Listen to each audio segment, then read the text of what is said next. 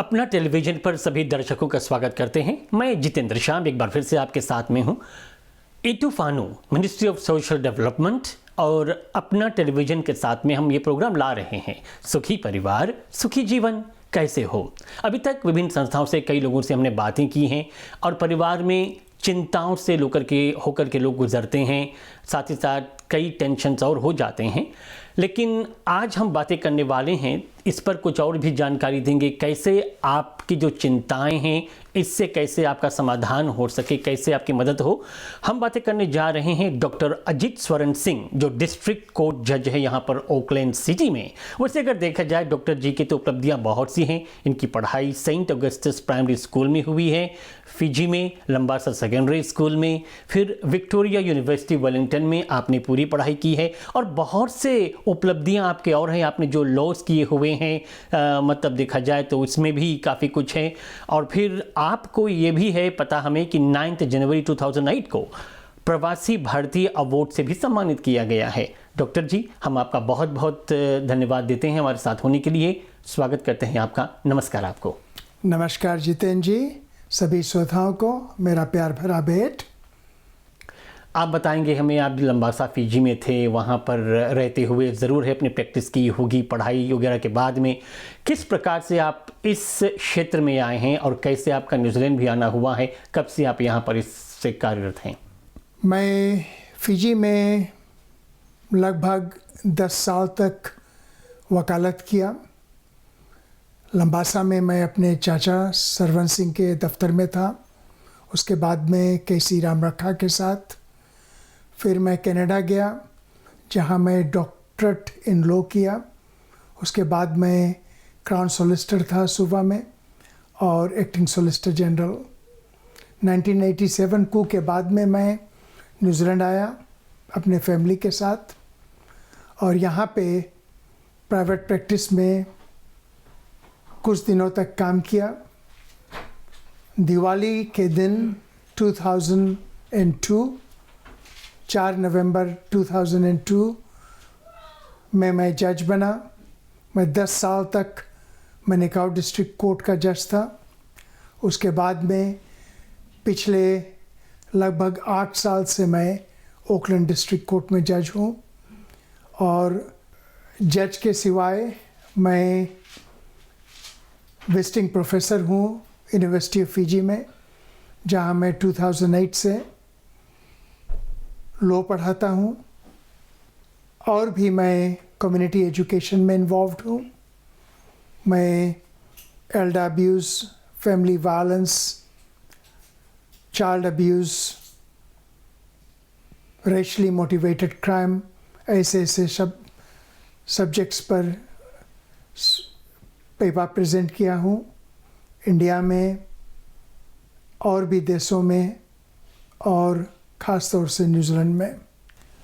Doctor जी, आपने कहा अच्छा फैमिली वायलेंस वगैरह है, इसको लेकर के अब हमने जैसे भी कहा ना, हमारा जो ये प्रोग्राम होता है सुखी परिवार चाहते हैं सभी का सुखी जीवन हो। अगर परिवार ठीक है, मतलब तनाव ना हो ज़िंदगी में, चिंता ना हो, तो ऐसा होता है। और आपने कहा कि कई विषयों पर आप मतलब शामिल रहते हैं लोगों के साथ में उनकी भलाई करने के लिए। अच्छा, इस बीच इतने सालों में चुनौतियाँ बहुत सी आई होंगी आपके सामने, तरह तरह के मामलों को लेकर के। ज़्यादातर क्या आप कहेंगे हमारे हर एक जाति के लोगों में या भारतीय समाज में ऐसा है?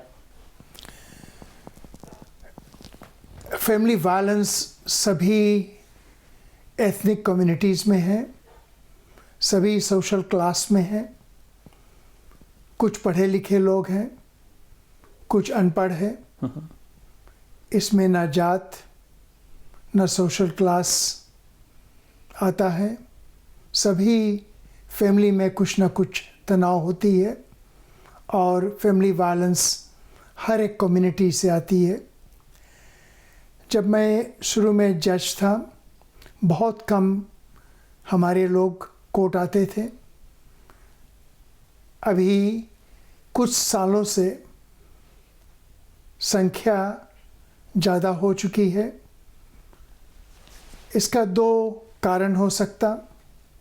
पहली कि पहले भी फैमिली वायलेंस ज़्यादा संख्या में होता होगा,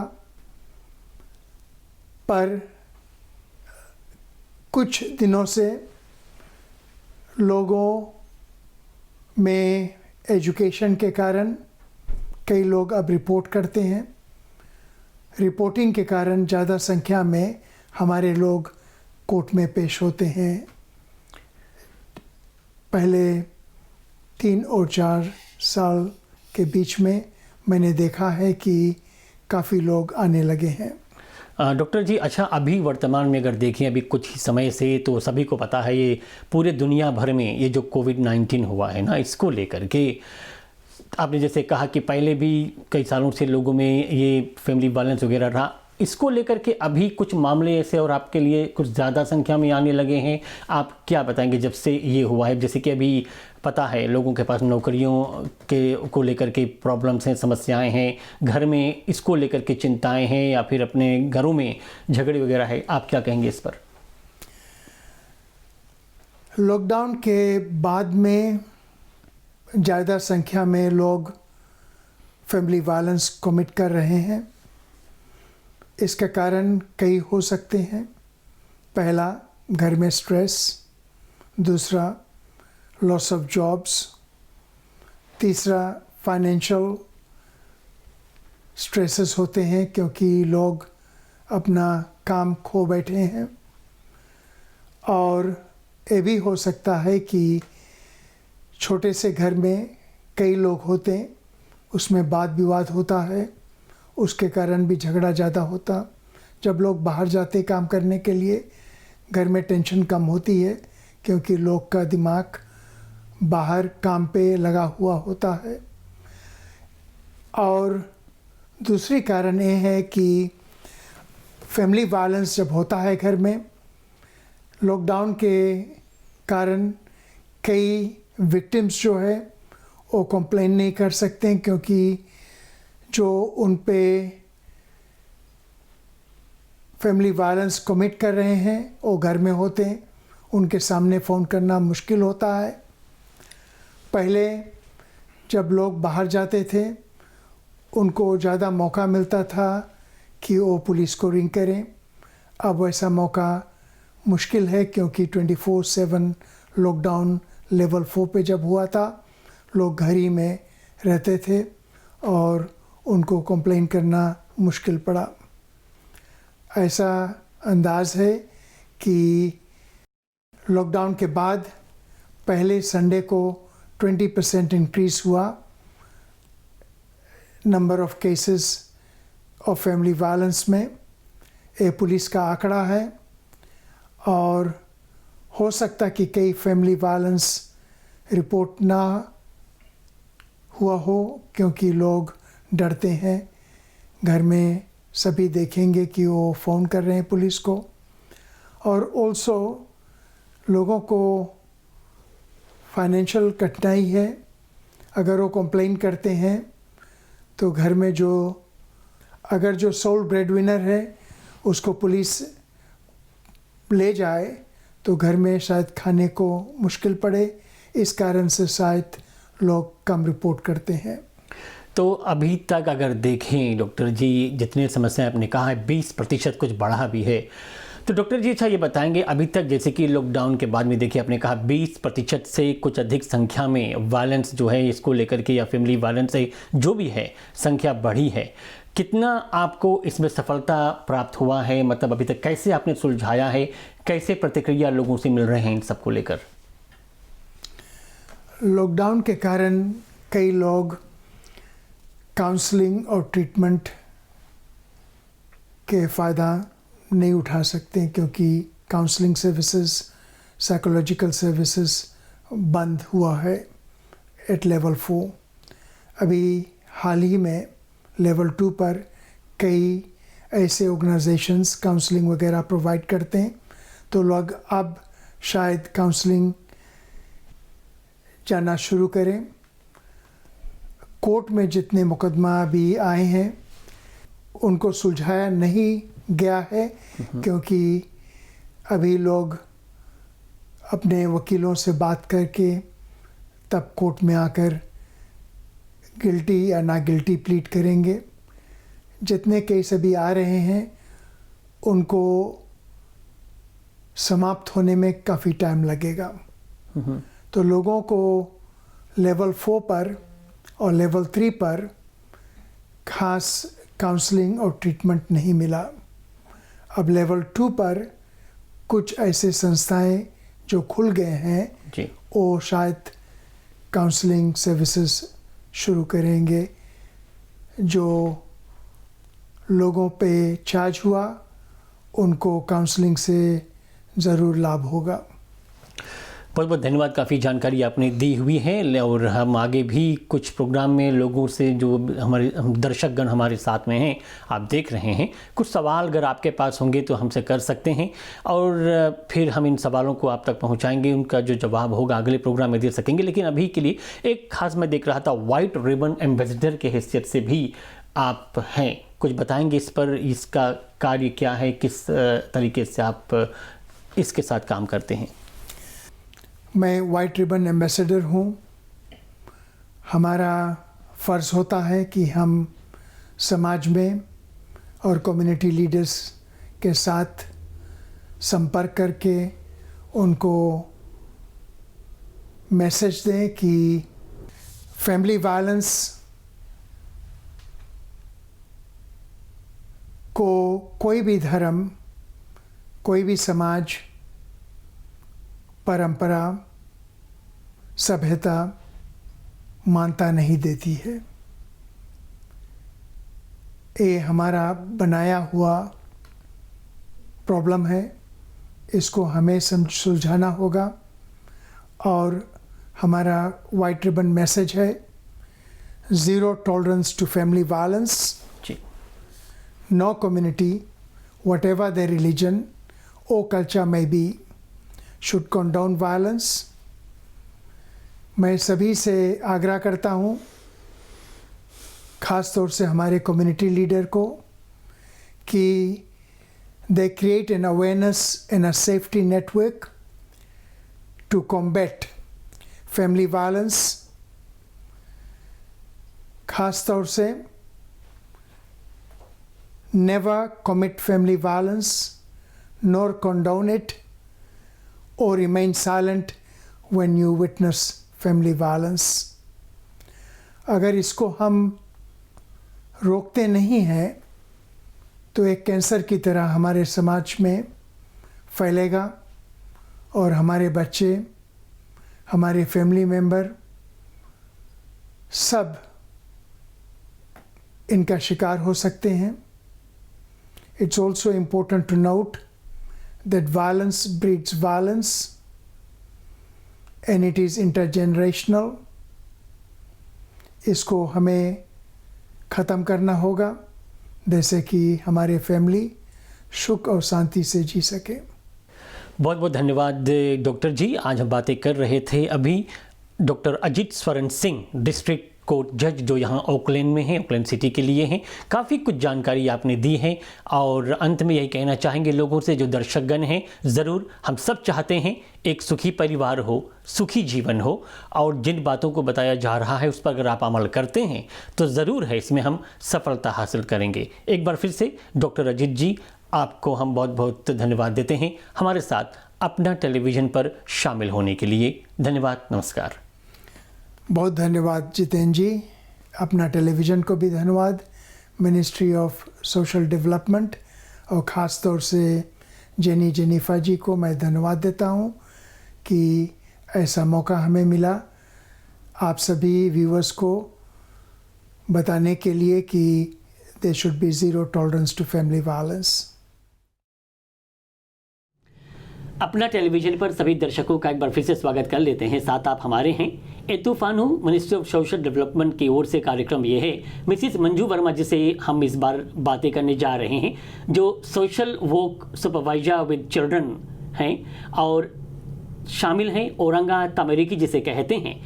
और जैसे कि हम कहते आए हैं, कुछ परेशानियों से, तनाव से हम गुजर रहे हैं अभी कोविड-19 को लेकर के, इससे पहले से भी और अभी के समय में भी। इस मर्तबा हमारे साथ एक और मेहमान हैं, Shrimati Manju Verma ji, social work supervisor with ministry of children Oranga Tamariki. आपका स्वागत करना चाहेंगे हम मिसेस वर्मा जी। नमस्कार आपको। नमस्कार जितेंद्र जी। मिसेस वर्मा जी, आपसे तो पहले ये जानना चाहेंगे आप कहाँ से हैं? फिजी में थी और एक जाना पहचाना नाम ये लग रहा है, शायद जो दर्शकगण देख रहे होंगे तो ज़रूर आपको देख करके भी शायद जानते होंगे, थोड़ी बहुत जानकारी होगी। आप फिजी में थी, वहाँ भी सामाजिक सेविका के रूप में काफ़ी काम कर चुकी हैं और फिर यहाँ न्यूजीलैंड भी आ गई हैं, तो अपना थोड़ा परिचय और देंगी। जी हाँ, पैदाइश भी फिजी में हुई थी। जी हाँ। और फिर पढ़ाई लिखाई फिजी में हुआ था। उसके उपरांत फिर कुछ दिनों बाद इंग्लैंड में जाकर मास्टर्स की डिग्री हासिल करी मैंने। और शुरुआत से social work, ministry of social development में मैं काम करती थी फिजी में। और आने से यहाँ माइग्रेट होने से पहले मैं असिस्टेंट डायरेक्टर थी वहाँ पर। और उसके उपरांत बहुत से समाज में काम, जैसे आपने कहा, किया है। और एक खास कार्य जो मैंने की है उन दिनों फैमिली वायलेंस, चाइल्ड अब्यूज़ के विषय में एक सिचुएशनल रिपोर्ट मैंने सरकार के लिए तैयार की थी। और फिर उसके उपरांत जब मैं यहाँ पहुँच गई तो मुझे पता चला कि और लोगों की भी सहयोग था उसमें। उसके दरमियान एक कानून बना जो फैमिली वायलेंस कानून है, अभी वहाँ पर कहते हैं डोमेस्टिक वायलेंस एक्ट, फिजी में है। अच्छा, तो वहाँ पर से आने के बाद जब यहाँ न्यूजीलैंड पहुँची हैं तो जो अभी वर्तमान आप संस्था के साथ जुड़ी है, बच्चों के लिए विशेषता शायद कार्य कर रही हैं, कैसा आप महसूस कर रही हैं इसमें शामिल होकर के? ये तो मेरी खुशकिस्मत है कि मेरी नौकरी उसी क्षेत्र में है जिसमें मैं थी। और फिलहाल मैं मिनिस्ट्री ऑफ चिल्ड्रन, जिसे औरंगट अमरीकी के नाम से जाना जाता है, उसमें कार्य कर रही हूँ। और आप तो वाकिफ हैं कि बच्चे समाज में सबसे नाजुक अंग हैं, हमारे समाज के सबसे नाजुक अंग हैं। और उनका ठीक है, परवरिश जो करते हैं, पालन पोषण करते माँ बाप करते, परिवार के लोगों करते हैं, लेकिन कई मर्तबा हम देखते हैं कि बच्चों के साथ बहुत अश्लील हरकतें होते हैं, उनको बहुत तरह से दुख पहुंचाया जाता है। और इस देश में हमारे पास एक कानून है, औरंगट अमरीकी एक्ट 1989, जिसके द्वारा सरकारी मिनिस्ट्री को स्थापित की है, जहाँ की जब ज़रूरत पड़े तो हम बच्चों को पनाह देते हैं ताकि वो सुरक्षित ढंग से उनके परवरिश हो जा सकता है। फ़िलहाल हम ऐसे काम करते हैं, ये नहीं है कि कोई भी बच्चा अगर हमारे पास आए तो हम उसको पनाह में ले लेते हैं। कई बार हम बैठते हैं, परिवार से बैठ के बातचीत करते हैं, उनके कोई कमज़ोरियाँ होता है, कोई मुसीबतें होते हैं, उनको हल करना चाहते हैं, हल करके यही चाहते हैं कि बच्चे अपने ही परिवार में उनका परवरिश हो। और मिसेस वर्मा जी, शायद अच्छा आप जबकि इसमें है, मतलब परिवारों से जुड़ करके बच्चों की देखरेख में है, कुछ ऐसे हैं कौन से वर्ष के जो बच्चे होते हैं, आयु के बच्चे होंगे, शायद एज वाइज आप देखते होंगे इसमें ज़्यादातर शामिल हैं? जी हाँ, अनबोर्न लेकर जब बच्चे नहीं भी होते, अपने माँ के गर्भ में होते हैं, और अगर उनके माँ के जीवन में अगर कोई ऐसे संकटें हैं जो वो जो बच्चा उसके घर में उस पर प्रभाव पड़ता है, तो हम वहाँ से शुरू कर देते हैं कार्य करने के लिए, जब तक बच्चे 18 साल के ना होते हैं। तो इस बीच में, और जैसे कि हर एक जाति के लोग यहाँ पर हैं, हमारे भारतीय समाज हैं, अन्य जाति के लोग हैं, क्या देखते हैं आप इस संस्था के साथ होकर के सभी जाति के लोग इसमें आते रहते हैं? जी हाँ, बहुत है। और आश्चर्य की बात यह है कि हमारी जो फिजी इंडियन कम्युनिटी है, हम देखते हैं कि यहाँ हर एक कौम के लोग आते हैं। हमारे फिजी इंडियन बच्चे भी आने लगे हैं हमारे निगरानी में कई बार, लेकिन इसीलिए ये ज़रूरी है कि हमारे लोग ये जान सके कि सरकार के पास एक डिपार्टमेंट, एक मिनिस्ट्री है जहां बच्चों को पनाह मिल सकता है। और बच्चों से ये कहना चाहते हैं कि अगर उनके जीवन में, उनके परवरिश में किसी तरह से तनाव है, अगर कोई समस्या है, तो अपने आप पर हानि न पहुंचाएं और घर से भागे नहीं, बल्कि बहुत से टोल फ्री नंबर्स हैं। हमारे टोल फ्री नंबर भी है 0508326549, जहां वो संपर्क कर सकते हैं। यूथ लाइन है, अगर आप किसी तरह से कोई तनाव अपने जीवन में महसूस कर रहे हैं तो आप उनसे संपर्क कर सकते हैं, और हमारे पास ट्रेंड लोग हैं जो आपको सहायता देंगे। अच्छा, और आप जैसे सुपरवाइजर के हैसियत से हैं, मतलब तो काफ़ी जगहों पर जाना पड़ता होगा इसको लेकर के, मतलब ऑकलैंड से बाहर तक के हैं कि सब ऑकलैंड में ही नहीं, आप सीमित हैं? हमारे पास लगभग 56 दफ्तरें हैं पूरा अच्छा। कंट्री में, और मैं फ़िलहाल ओटारा में हूँ।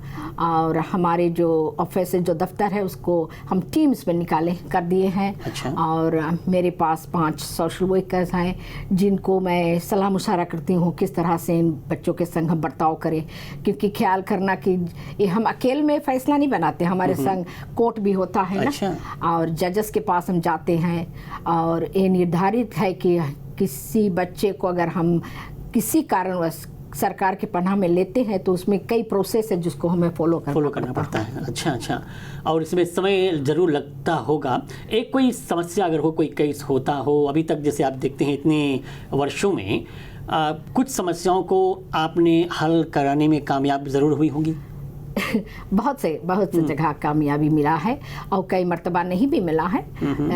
लेकिन बात यह है कि बच्चों के लिए ये संस्था है, हाँ। उनकी निगरानी के लिए, उनके सुरक्षित रखने के लिए, तो ये ज़रूरी है जानना कि हमारे खास तरह से हमारे फिजी इंडियन के कम्युनिटी के लिए कि हमारे पास यहाँ पर साधन है जहाँ हम जा सकते हैं और मदद मांग सकते हैं। और अभी फ़िलहाल हमने देखा है कि कोविड के सिलसिले में जब सरकार ने पाबंदी लगाई थी कि लोग अपने घरों में रहें, हमने देखा है जब लोग 4-6 हफ्ते अपने घरों में थे तो परिवार में बहुत से तनाव उत्पन्न होते थे। और जब परिवार में माँ बाप के बीच में तनाव उत्पन्न होते हैं तो हमारे बच्चों के मानसिक रूप से बहुत ही सदमा पहुँचता है। कभी कभी हम ये देख नहीं सकते हैं, बच्चों खुद हमसे बताते नहीं हैं, अपने कमरे में रहते हैं तो बात नहीं करते हैं, लेकिन उन पे जो सदमा पहुंचता है उसको जानना ज़रूरी है।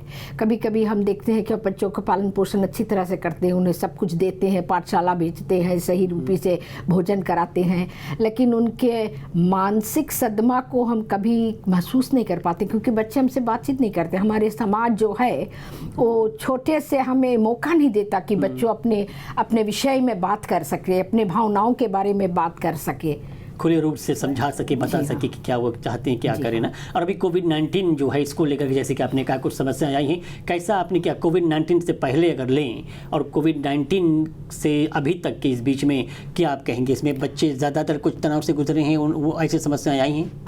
बच्चों ने परिवार की तरफ से जैसे हमारे पास पुलिस रिपोर्ट आती है, जो फैमिली वायलेंस का रिपोर्ट है, हमारे पास संख्या बढ़ती जा रही है। हमारे समाज में और भी कौम में समस्या बढ़ती जाने, कई मर्तबा हमने देखा है कि बच्चों को जो तनाव होती है उनके पास कोई आउटलेट नहीं होता है तो खुद को हानि करने लगते हैं या घर छोड़ कर चले जाते हैं या माँ बाप से बिछड़ जाते हैं, छूट जाते हैं। तो ये सब तो होता था अभी, लेकिन ये कोविड के सिलसिले में कुछ ज़्यादा हो गया क्योंकि क्या होता था पहले कि बच्चे पाठशाला चले जाते थे, वहाँ फ्रेंड्स पे मिलते चलते थे, बातचीत करते थे, पाठशाला में टीचर्स अध्यापिकाएँ होती थी, उनसे बातचीत करते थे, तो इनके पास कोई आउटलेट नहीं था ना, तो इसलिए घर में तनाव ज़्यादा होता था। अच्छा, तो अभी है और आप प्रोग्राम में आई हैं, बहुत जानकारी इतनी दी हैं। ऐसे हम चाहेंगे लोग जो दर्शक देख रहे हैं, समस्याएं या सवाल आपके पास भी कुछ ऐसा होगा, शायद कोई आप कॉन्टेक्ट ज़रूर देना चाहेंगे फिर से प्रोग्राम में, ताकि जो दर्शक अभी प्रोग्राम देख रहे हैं वे संपर्क करना चाहें तो क्या करें? जैसे मैंने पहले कहा कि हमारे पास एक टोल फ्री नंबर है 0508 326 459। अगर आपके जानकारी में है कोई बच्चा है जो किसी तरह के तनाव में पड़ा है या कोई समस्या है, उसके संग कोई तरह से कोई लोग, चाहे माँ बाप हो या परिवार के लोग हो, कोई भी व्यक्ति अश्लील हरकतें करते हैं या कोई उनको दुख पहुंचाते हैं और आप सोचते हैं कि बच्चा को सुरक्षित रखना ज़रूरी है, तो आप हमारे नंबर पर संपर्क करें। हमारे पास ट्रेन सोशल वर्कर्स हैं जो आपसे बातचीत करेंगे, आपको राह दिखाएंगे किस तरह से इस समस्या को हम हल कर सकते हैं। ज़रूर, सही बात है। और इसी तरह से फिर जैसे कि हम कहते हैं कि एक सुखी परिवार बना रहे और सुखी जीवन की ओर हम लोग अग्रसर रहें। इतनी सारी जानकारी आपने दी है, जाते जाते कोई खास संदेश देना चाहेंगे? और मिसेस वर्मा जी, खास तरह से अपने फिजी इंडियन समाज के लिए मैं ये कहना चाहती हूँ कि हम अब फिजी से निकल कर आ गए हैं, 21st सेंचुरी में है। बहुत परिवर्तन हो चुका है मानव जाति के लिए, और बहुत से रिसर्चेस हो चुके हैं, उससे हम फ़ायदा उठाएं। और इसमें कोई शर्मिंदे की बात नहीं। अगर किसी कारण आपके घर में किसी तरह के तनाव है, अगर बच्चों से और आपके बीच में कुछ बनता ना हो, या बच्चों को आप संभाल नहीं सकते होंगे, आप संपर्क करें। लोग यहाँ बहुत से लोग हैं जो ट्रेंड हैं, और कई लोग जो हमारे कौम के हैं जो आपको मदद पहुँचा सकते हैं। बहुत बहुत धन्यवाद देते हैं हम मिसेज वर्मा जी। प्रोग्राम में आप हमारे भाई आई हैं, social work supervisor with ministry of children Oranga Tamariki की तरफ से शामिल आप रही हैं। तो जैसे कि हमने कहा, समस्याएं सवाल कुछ आपके पास होंगे, हम तक आप पहुंचाइएगा। हम फिर अगले एपिसोड के साथ होकर के जो भी समस्याएं आपके होंगी उसको हल करने की पूरी कोशिश कर सकेंगे। हमारे साथ प्रोग्राम में आप हुई हैं मिसेज मंजू वर्मा जी, आपको बहुत बहुत धन्यवाद। धन्यवाद। अपना टेलीविजन पर सभी दर्शकों का स्वागत करता हूं मैं, आपके साथ जितेंद्र श्याम। इतूफानू मिनिस्ट्री ऑफ सोशल डेवलपमेंट और अपना टेलीविजन के साथ हम शामिल हैं और लेकर आए हैं प्रोग्राम एक सुखी परिवार सुखी जीवन। कैसे हो हमारा सुखी परिवार और सुखी जीवन की ओर हम कैसे अग्रसर हों। आए दिन कोई ना कोई संकट का सामना हम करते हैं, विशेषता तनाव के दौर से हम लोग गुजरते हैं। हमारी ज़िंदगी जो है तनाव के दौर से गुजरता रहता है, और अभी हाल ही में जो कोविड-19 आया हुआ है, इसको लेकर के भी कई घरों में थोड़ी बहुत शिकायतें इसको लेकर के भी आती रही होंगी, या फिर आप भी इस दौर से गुजरे होंगे। लेकिन कैसे हम अपने आप को, अपने परिवार को सही दिशा में ले जाएं ताकि एक खुशी का माहौल हमारे पूर्ण परिवार में बना हो। इसी उद्देश्य को लेकर के इस प्रोग्राम को हम आप तक ला रहे हैं, और कुछ अलग अलग जो लोग हमारे हैं उनको शामिल करेंगे। विभिन्न अलग अलग संस्थाओं से अपना विचार, अपनी योगदान, अपनी सलाह को लेकर के वे हमारे साथ होंगे। अभी के लिए हमारे साथ शामिल हो रहे हैं न्यूजीलैंड पुलिस की तरफ से श्री अनिल कुमार जी। आपका स्वागत करते हैं हम। नमस्कार आपको। नमस्कार जितेंद्र जी, और श्रोताओं को मेरा प्यार भरा नमस्कार। मैं अनिल कुमार न्यूजीलैंड पुलिस से हूँ। अनिल भाई, पहले तो चलो ये पता कर लेते हैं, अब ये बताओ, फिजी से तो आप होंगे ही, है ना? तो कौन जगह पे आप रहें फिजी में, कहाँ से आए हैं, कैसे आपको यहाँ न्यूजीलैंड तक पहुँचना हुआ? फिजी मैं बुआ लंबासा से हूँ, और ये 2000 में आया हूँ, और फिर यहाँ पुलिस ज्वाइन किया मैंने। अच्छा, मतलब सीधे आकर के यहाँ पर कुछ समय लगा होगा पुलिस विभाग में आना। न्यूजीलैंड पुलिस में शामिल होना, काम करना, ये कोई साधारण बात शायद नहीं हो, लेकिन एक मौका आपको ये कैसे लगा, कैसे आप इसमें शामिल होने में कामयाब हुए? चलो, मैंने सोचा कि पुलिस बनूं। अच्छा। बचपन से मेरा एक ख्वाहिश था कि किसी दिन मैं पुलिस का नौकरी करूं। ठीक। न्यूजीलैंड आकर मैंने ये देखा कि हमारे समाज में थोड़ा कुछ कहीं कमियां थी, तो मैंने सोचा कि चलो पुलिस के द्वारा इसको हम पूरा करें। पुलिस बनकर अपने समाज, अपने लोगों को पुलिस की सेवाएं और बेहतर पहुंचाएं। जैसे कि आपने, अच्छा एक सवाल है, आपने कहा कि कमियां आपने देखी, कौन सी ऐसी कमी आपको लगा, मतलब आपके ख्याल जो रहा है कि पुलिस के ज़रिए हम समाज में लोगों को और शिक्षित कर सकते हैं? हमारे समाज में समाज एक तरफ है, पुलिस दूसरी तरफ, ये ज़्यादातर ख्याल है। तो क्यों ना हम इस ख्याल को मिटाएं और पुलिस और समाज एक साथ होकर हम काम करें, ताकि एक दूसरे के लिए हम और बेहतर सेवाएं प्राप्त कर सकें। तो बात है हमारे भारतीयों की, और फिजी से हम हैं। एक बात हम कहेंगे, आप भी जानते हो, हमारे देखो गिरमिट प्रथा के नीचे बहुत से लोग आए ना, मतलब पूर्वज हमारे जो थे 141 वर्ष हो गया, 141 ईयर्स हो गए हैं। तो जो गिरमिट से लोग आए थे वो लोग भी कमती परिश्रम नहीं कर रहे ना, बहुत मेहनत करी है, बहुत परिश्रम से गुजरी है, वो लोग के भी संकट रहा है, तनाव से गुजरा है। तो ऐसे होकर के एक बात ये है कि हमारे अंदर, हमारे समाज में, परिवार में थोड़ा बहुत है ये कि हम लोग इसको कंट्रोल कर लेते हैं। लेकिन जैसे कि आपने कहा अनिल भाई कि यहाँ पर आपने देखा ज़रूर वाकई है कि हम लोग अपने देश छोड़ के अब फिजी से होकर के कई लोग, हम लोग न्यूजीलैंड में आए हैं, तो यहाँ भी आकर के थोड़ी बहुत, जैसे कि हमने कहा, हम लोग समस्याओं में घिर जाते हैं ना, लोग एक दूसरे के साथ में हैं।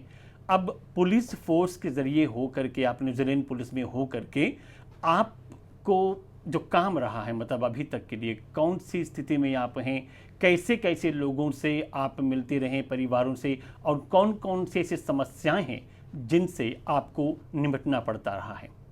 ठीक है, मैंने पुलिस में कई सारे विभाग में काम किए हैं, पर चलो अभी तो फैमिली हार्म इंटरवेंशन टीम में हूँ, और मकसद यही है कि अपन लोग के और शिक्षित कर सकें कि क्या है ये घरेलू समस्या, क्यों होता है, इसे हम कैसे सुलझा सकते हैं। अपने श्रोताओं के लिए मैं कहना चाहता हूँ कि घरेलू समस्या एक पुरानी समस्या है और ये कभी ख़त्म नहीं होगी, पर इसे हम बेहतर कंट्रोल कर सकते हैं।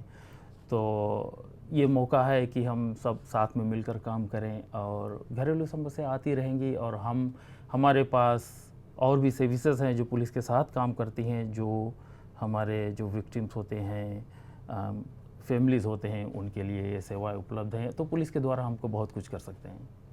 आपने देखा होगा जब से कि आप 2000 के बाद से जुड़े हैं यहाँ पर आकर के, समस्या तो रही होंगी, और अभी कोविड-19 जो हुआ है इसके बाद में भी कुछ परेशानियाँ हुई हैं, जैसे कि हम लोग सम्मिलित रूप से प्रोग्राम ला रहे हैं, लोगों को शिक्षित करें, और आपने कहा कि लोगों को उनसे बातें करें। कौन कौन से स्टेप्स आपको लेने पड़ते हैं समस्याओं में जो लोग घिरे हैं? मतलब अगर उनकी घर में कुछ ऊंच नीच हो जाता है, लोग एक दूसरे के ऊपर शायद अच्छी तरह से नहीं रहते हैं, या फिर लड़ना झगड़ना हो, कुछ ऐसा हो, तो कौन कौन सी ऐसी योजनाएं आप लोग लेते हैं, कैसे उनको शिक्षित करते हैं? देखिए, कोविड पर हम कितना बातें करें, ये हम सब जानते हैं कि कोविड को लेकर पूरे देश, पूरे दुनिया पर ये दुख आई है, परेशानी है, और घरेलू हिंसा और कोविड में डायरेक्ट रिलेशन हम कह सकते हैं कि जब हम सब घर पर रहते हैं तो कुछ ना खुटपुट होता रहता है। ज़रूर। तो उसका ये मतलब नहीं कि इसको हम एक घरेलू झगड़ा में परिवर्तन कर लें। अब समझदारी की बात है, एक तो समझदारी होनी चाहिए। ज़्यादा समय जब हम एक दूसरे के साथ बिताते हैं तो बात तो होती रहती है, और समझदारी इसी में है कि झगड़ा झंझट से हम बचें। अगर आपको कोविड को लेकर या घरेलू परिवार की स्थिति को लेकर अगर दुख मुसीबत है, तो बहुत सारे सेवाएं ऐसे हैं जो आप खुद उपलब्ध कर सकते हैं अपने लिए, किसी से मांग कर सकते हैं, और जैसे अंग्रेजी में कहते हैं it's okay to ask for help, और हम वही कहते हैं कि आप ज़रूर मांग करें। हम लोग एक समस्या ये है कि ज़्यादा समय हम यही सोचते रहते कि दूसरे क्या कहेंगे, और अपने समस्या को हम अपने सुलझाने के कोशिश में लगे रहते हैं, कोई अंत नहीं मिलता है। कोई बात ही हो जाए कि बोले कि बाहर के लोग हमें देखिए अगर, तो लोग कौन सी बोली ना, या मतलब ये बात हो जाए है, ऐसे कुछ हो जाए है कि बाहर वाले सुनेंगे तो वो क्या कहेंगे हमको लेकर के, ये सब बातें हैं। छुपाने की भी कोशिश करते हैं लोग, और फिर आगे बात बढ़ने भी नहीं देते, सुलझाने की अपने कोशिश करते हैं, उसमें भी नाकामयाब हो जाते हैं। सही बात। कहते हैं कि अगर जो हम समस्या पर ध्यान दें, अंग्रेजी में कहते हैं rather than thinking of everyone else, think about what you have to deal with. Right. तो अपने समस्या को अगर जो हम अपने आप सुलझाएं तो अपने तरीक़ा से करेंगे ना, पर जब मदद की मांग करेंगे तो बहुत सारे सेवाएं हैं और भी लोग हैं जो आपको सहायता प्रदान करेंगे, अपना सुझाव देंगे, सही रास्ता दिखलाएंगे कि कैसे हर एक समस्या की हम सुलझा सकते हैं। तो ज़्यादा समय हम ये सोचते हैं कि अच्छा चलो पुलिस है तो ये तो बस कानूनी कार्रवाई करी ना, तो ये ख्याल हमके नहीं होना चाहिए। ख्याल में बदलाव लाने के है, और पुलिस के अप्रोच करो भाई, और मांग करो मदद के। पुलिस खाली ये नहीं है कि आपको कोर्ट ले जाए या जेल सेंटेंस वगैरह देती, हाँ ठीक है, एक हमारा को बिजनेस होता है, लेकिन उसके साथ साथ हम और भी आप मदद कर सकते हैं आपके। तो आइए मदद की मांग कीजिए।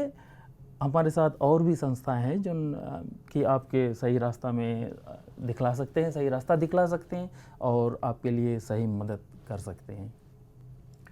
वैसे अनिल भाई बताएंगे शायद कौन कौन सी कुछ समस्याएं होंगी जो ज़्यादातर हमारे भारतीय समाज से मतलब है ना, हमारे हिंदुस्तानी फिजी से आए हैं और अलग अलग देशों से, हमारे एशियन कम्युनिटी पूरे रूप से अगर देखा जाए तो कई जाति के लोग हैं।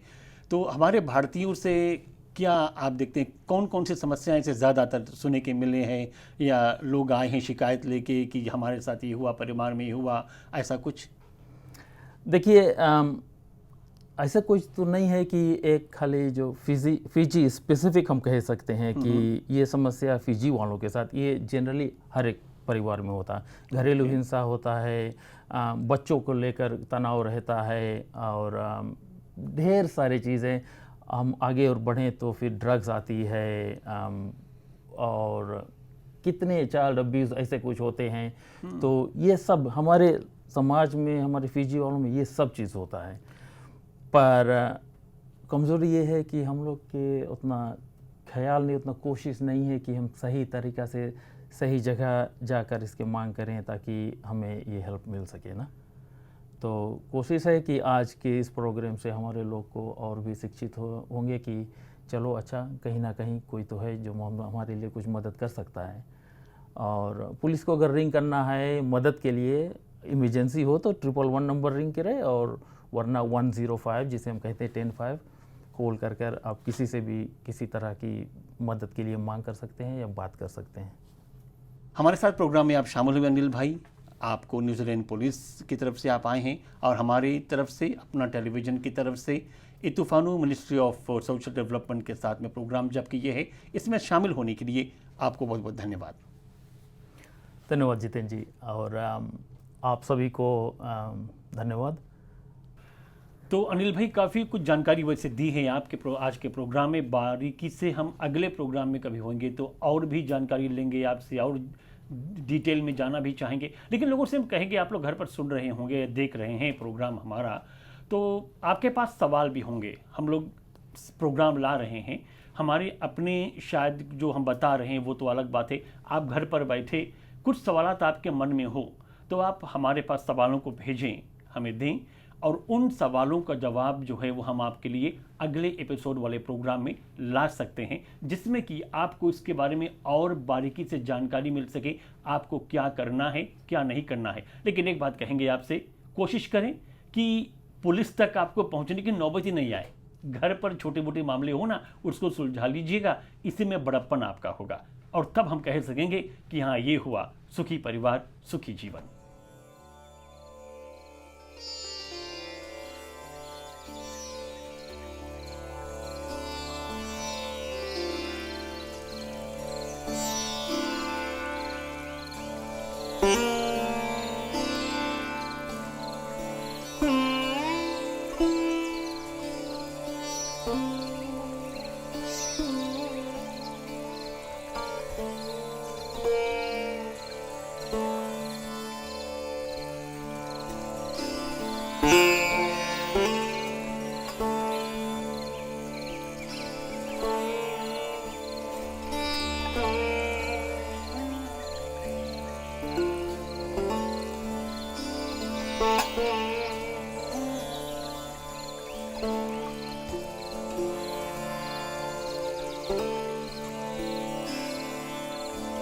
Thank you.